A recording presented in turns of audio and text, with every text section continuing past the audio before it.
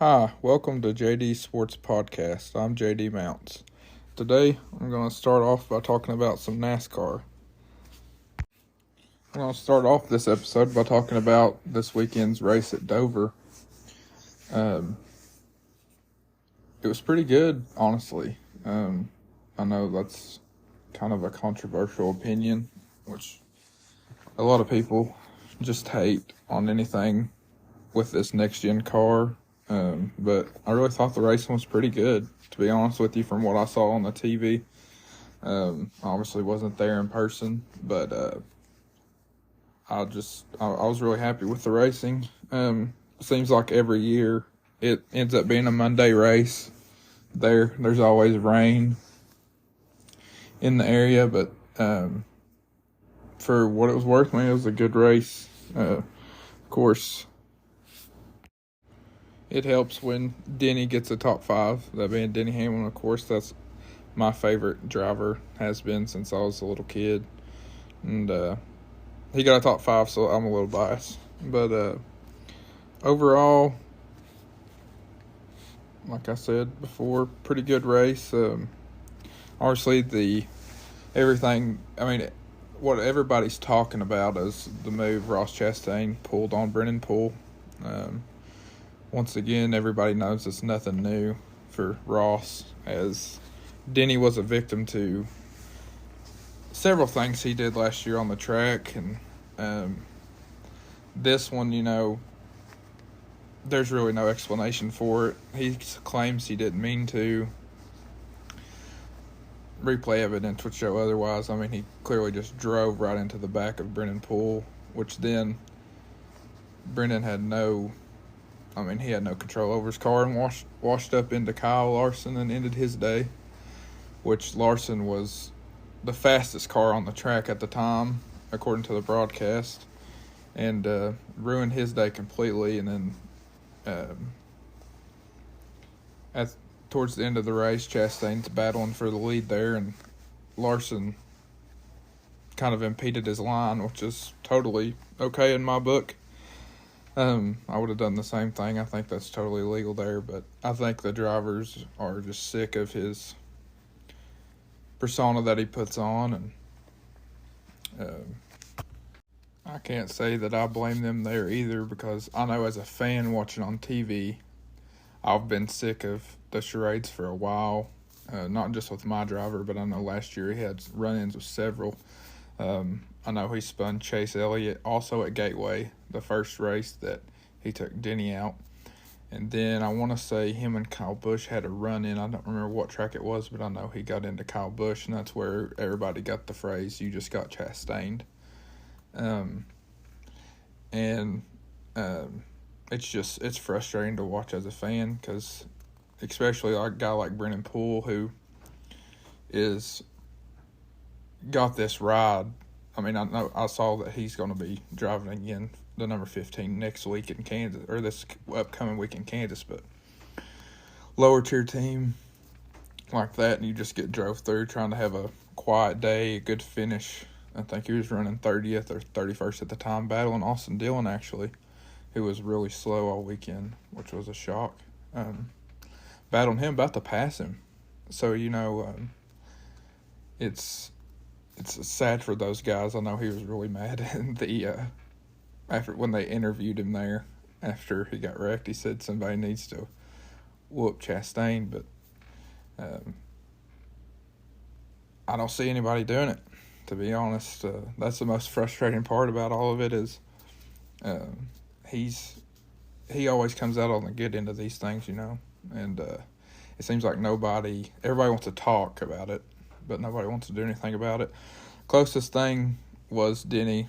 He attempted a comeback.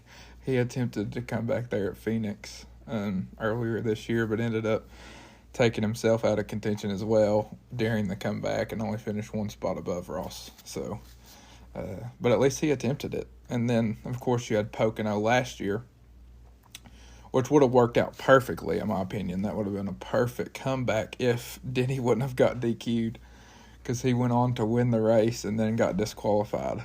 So then he ended up finishing behind Ross. it's pretty crazy that Ross always apologizes, but yet it's never his day that's ruined. It's other people's. But on to bigger and more important things, which is the Truex brothers swept over this weekend. You had Ryan Truex winning his first ever Xfinity race after 188 starts for Joe Gibbs Racing in the number 19. Man, he's had a long road. He's 31 or 32 years old now. And to get his first win, you could tell just watching that it really meant a lot to him and that he's busted his tail to get where he is. And even if it's for a few opportunities, hopefully showing this win and maybe getting one more later in the year, that he deserves a full-time ride there in Xfinity with JGR. And I don't think that's a question right now. I don't really see anybody else there in that camp that would do what I think Ryan Truex could do, consistent finishes, it seems like. So I'm really rooting for him to get that full-time Xfinity ride next year with JGR. I think that would be awesome for him, and I know his brother would be proud. As you could see, he was very proud on Saturday. It looked like a little kid in a candy store video, and his brother, that'd be so awesome. Kind of jealous of that moment, but I really hope that JGR will give him a chance for a full opportunity. I know he'll have to bring some funding to the table. Hopefully he can find that somewhere and get that ride. And as for Martin, man, that was a statement win for him, snapping a long winless streak. I'm not sure the number right now, but that was awesome to see. I'm willing to say that he'll probably at least get one more win this year, maybe more than that. But the possibility that it could be his last was just awesome to see, because he's always been really good at Dover. He won there. I think that was his first win, actually, also of his career, was in Dover, and he's always been good there. So that was awesome to see, especially with this potentially being his last season. I'd like for him to stick around NASCAR as long as possible. So if he keeps winning, maybe he won't retire. But I'd love to see that. But just a really good weekend for the Toyotas in general there in Dover, and I expect the same this weekend. You had Martin first, Denny top 5, Seabell 6, Reddick 7th. I mean, that's 4 in the top 10 for Toyota. You couldn't ask for better. With the way that, they've kind of been struggling this year. I think Seabell and Reddick were the only two to have wins this year I'm thinking of right now. And of course, Reddick was at COTA, road course. He's a road course master there. And then Seabell on dirt and at Bristol, So as far as regular mile and a half racetracks, this was their first win of the year. And that was pretty awesome to see, and that brings me to my next point is I think this weekend at Kansas, I think Toyotas are the cars to beat. Obviously 23-11, Bubba Wallace and Kurt Busch last year swept Kansas in the same car. And that was exciting to see. Denny's team breaking through there, and I expect them to do the same this weekend, to be honest. I think obviously Reddick is the guy to beat, but then you got to look at Denny, and I could see Martin Truex being in contention to repeat for the second week in a row there. And then you got Christopher Bell, Bubba, and I think a shocker. Also, I'm pretty much just going through all the Toyota drivers. I don't think Ty Gibbs is out of contention. With as fast and as dominant as Toyotas have been at Kansas, I don't think it would shock anybody if Ty Gibbs was in contention for a top 5, top 3. And then, of course, you've got Kyle Larson. You can't leave him out anywhere you go. He's usually the fastest on the track, man. They're bringing insanely fast cars every week, it seems like, for Larson and Hendrick in general, but really Larson and Byron. after a down, I mean, not really a down year, but a down year in Kyle Larson standards last year, they have hit him and Cliff Daniels there at Hendrick have really bounced back. You can't count them out anywhere you go. So I expect them to be fast too. I mean, I think last year they were in the hunt there at Kansas, the first race. I'm pretty sure. I think they were right there. And I want to go back to Dover for just a second. We were talking about Denny a little bit. Frustrating as a Denny fan lately because, especially at Dover this weekend, Chris Gabehart has figured out something with the 11 that he's just a rocket ship at Dover since 2020. And only one win to show for it there because just simple mistakes on pit road. Last year in this race, he lost a wheel coming off pit road. That was huge. He had control of the race there and had to drop to the back and work his way through the field and ends up getting taken out by a lap car there at Dover last year. And then this year, has control of the race. Fastest car, maintained track position the whole first stage. And then you come to pit road and you lose 4 or 5 spots here, 6 and 7 spots there. Work your way back through the field, and then you got a rocket ship, but I mean you can't pass once you're back there, and that's it's been a theme for the 11 team this year, and I really hope that they can figure something out to get it changed and get it improved, because I know Denny wants it. I know seeing his interview there after the race, man, you could tell he was so frustrated, but he doesn't want to throw his guys under the bus either at the same time, and I understand that.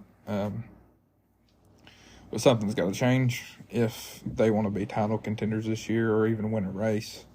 There's been a couple times this year and several times last year that the races were his to lose, and he lost them because of either speeding penalties, which is on him, obviously, but mostly just pit road mistakes, loose wheels, bad stops, guys slipping and falling or not getting a wheel all the way tight. It's just simple stuff like that have really cost him a lot of positions this year and last year. So hopefully they can get that tidied up, and that would be awesome to see.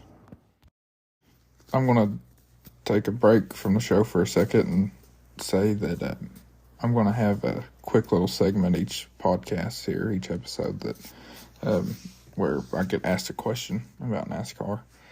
And since this is my first ever episode and nobody knows about it, I'm going to ask myself the question and answer it for you all. What is my favorite racetrack that I've been to in NASCAR? And that one's hard. I've been to several, but I would have to say my favorite is Bristol. And if you're a NASCAR fan and you've been there, you know why. I mean, it's a electric atmosphere. It's a half mile.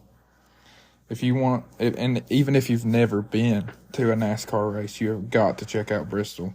It is just insane, the speed that they're going on that little half mile. Especially if you go stand down on the track there, you would be mind blown. I've never not enjoyed going to a NASCAR race. That's one thing, no matter, I've been to 15 or 16 total. And I'll specifically go just to see Denny and see him try to win a race. Well, that hasn't been successful in the times I've still never seen him win in person. But just going makes you feel good. Even if you don't watch it on a regular basis, just being in that environment and watching the cars, it's really fun and it's really a good time. And especially if you go with your friends, I completely recommend that. So Bristol Motor Speedway is the answer. Go check it out if you all haven't been. Last thing I want to do on this episode of this podcast is break down a bracket. I'm sure you all know it's picked up like a wildfire since last week when Denny Hamlin came up with this idea on his podcast of a mid-season NASCAR bracket challenge. It's similar to March Madness, and they grouped the top 32 people in point standings and matched them up, and they're going to go head-to-head at Kansas, Darlington, Charlotte, and Gateway, Sonoma, which Sonoma is the championship race, it looks like. So there's 32 drivers here, and I'm just going to break it down and give you my opinion of it real quick, and we'll get out of here. The first matchup, you got Ross Chastain and Noah Gragson, 1 versus 32. I love Noah. He was super nice to me when I met him at Talladega this year. But he's had a not so good year. Actually, very shockingly terrible year so far. Hopefully he can get that turned around. And Ross, as much as I hate to say it, fast every single week. I don't think that changes this week unless someone decides to finally pay him back for his nonsense. So I'm taking Ross to move on to the next round. Next one is the 16 seed, Chase Briscoe versus Daniel Suarez. It's pretty much a toss-up, in my opinion. I'm going to go Suarez, just because Trackhouses seem like they've been faster than Stewart-Haas, although I will say Briscoe has ran good these last couple weeks. I've noticed he's ran pretty well, which, of course, you had Bristol Dirt thrown in there, and he's a dirt guy, so that helps, but I'll give him props. But I'm going to take Suarez to move on to the next round. Brad Keselowski has had a quietly great year. He's top 10 in the points right now. I think he's sitting at 9th against the number 24 seed, Eric Jones, which, just like Noah Gragson there with Legacy Motor Club, has really underperformed this year. I'm not sure what's happened. I know they just announced that they are switching to Toyota next year. So they're going from Chevrolet to Toyota. That came kind of out of the blue. So I'm taking Brad Keselowski to move on. With the year he's having, I don't expect that to change at Kansas. Eric Almirola and Kyle Busch. Kyle Busch really struggled this weekend at Dover after winning at Talladega. Eric Almirola, he's not had a good year this year. This might be his last also. You never know because he was supposedly going to retire last year. But I'm going to move Kyle Busch on to the next round. Ron Blaney and Ron Preece. Ron Preece was having a good run there at Bristol Dirt till him and Larson got into it. Since then, really hasn't done much. I know he led a couple laps, I think, at Talladega, and then got in that huge crash.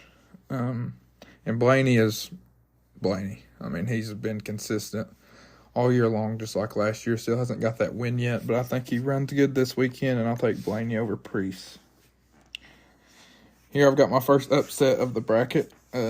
21 seed Bubba Wallace against 12 seed Chris Buescher.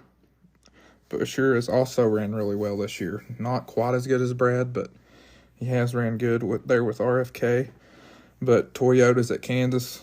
Give me Bubba Wallace. He won here last year. I think he'll have a pretty good car this year again. I'm taking him to move on. Joey Logano and Michael McDowell.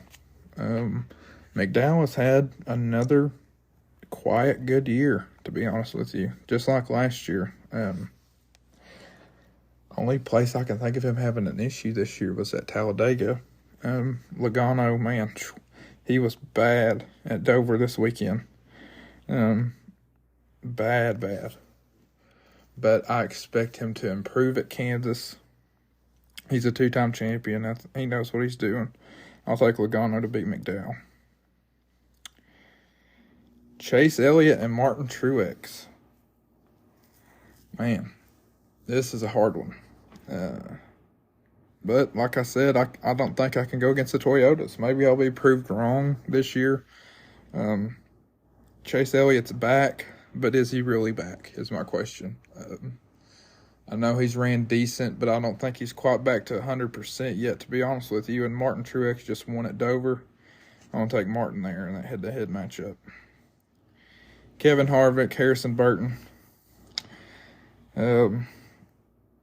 Really not much to say here. You know, I hate that Harrison's having such a hard time with Wood Brothers there. I don't really know what's going on there. I don't know if it's the equipment, the driver, or what's going on. But man, he just seems like he can't really catch a break. And Harvick is Harvick, man, a legend.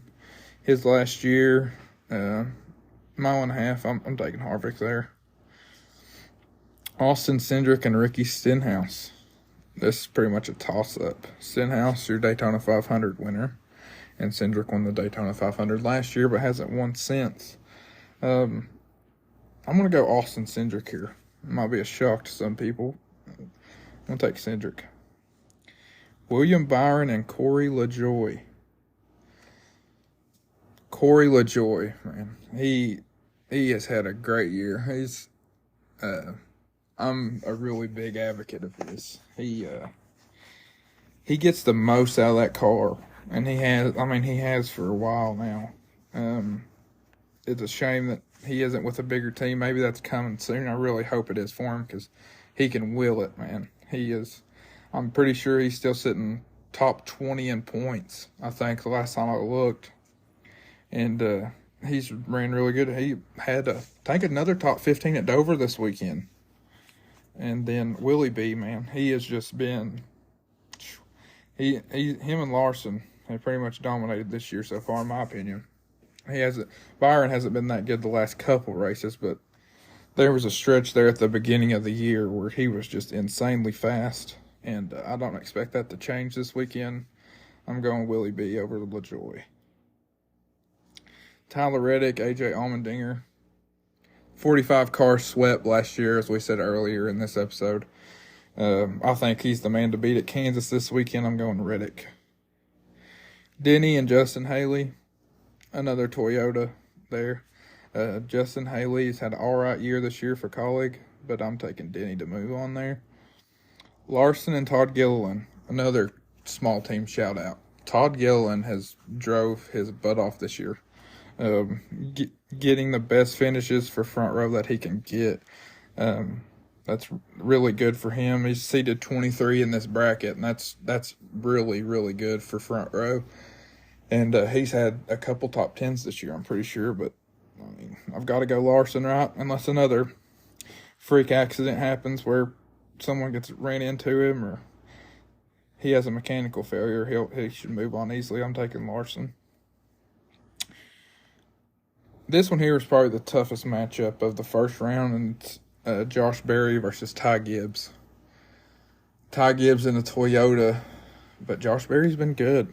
That's just a fact. He's been really good in this new car, him getting accustomed to it, and I heard that, I'm sure everybody's hearing that he has a cup ride lined up for next year, so we'll let him announce that whenever, but expect to see him in the future in the Cup Series.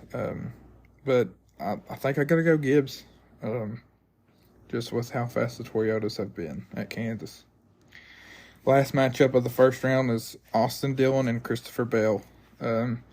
We talked about earlier how slow Austin Dillon was this weekend at Dover. That three teams kind of fell off so far this year. Really bad, honestly. I'm taking C-Bell there. Got Chastain and Suarez at Darlington. Give me Chastain. He was running good last year there until he spun himself, battling for the lead. So give me Chastain there. Keselowski and Busch. Oh, Lord. That's a tough matchup there at Darlington. They're both pretty good. I'm going to go Kyle Busch, though. He seems like he's better at Darlington. That could just be nonsense, but that's my thought process. I think he's better. Blaney and Bubba in Darlington. They just had a run in there at Talladega where Bubba made bad blocks there and ended up getting spun out.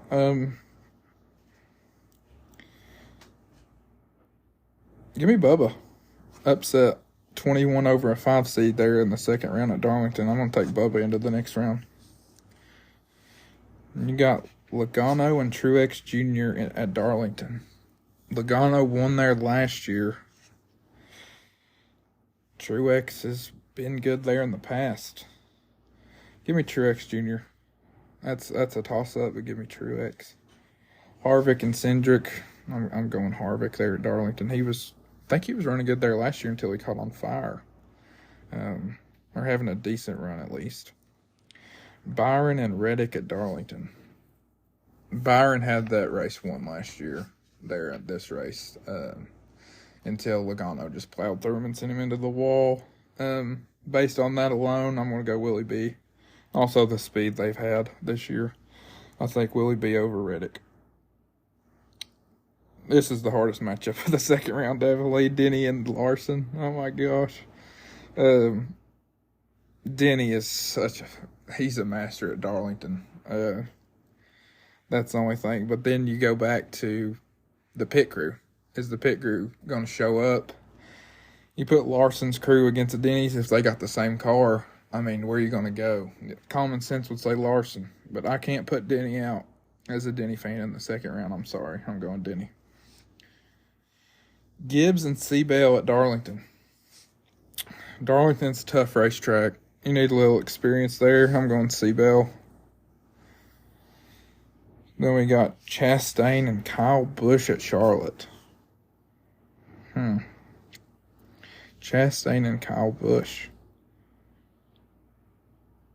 Oh, I hate to do this. Give me Chastain. He's been fast everywhere, so give me Chastain. Okay. Bubba and Truex at Charlotte. Bubba's Cinderella run ends at Charlotte. Give me Truex there. Harvick and Byron. I'm going to go Willie B just based off speed. Denny and Seabell at Charlotte. Denny's last win was at Charlotte last year. Coke 600. Seabell's so good, though. But I'm going to go with experience there. And Denny's win last year. I'm going to go Denny there at Charlotte. Gateway. Ross and Truex. Give me Ross again. Gateway was where the first incident happened last year, where Ross was up front battling for Denny and couldn't pass him, so he just knocked him into the wall. So he was running good there. I'll go Ross. Willie B and Denny at Gateway.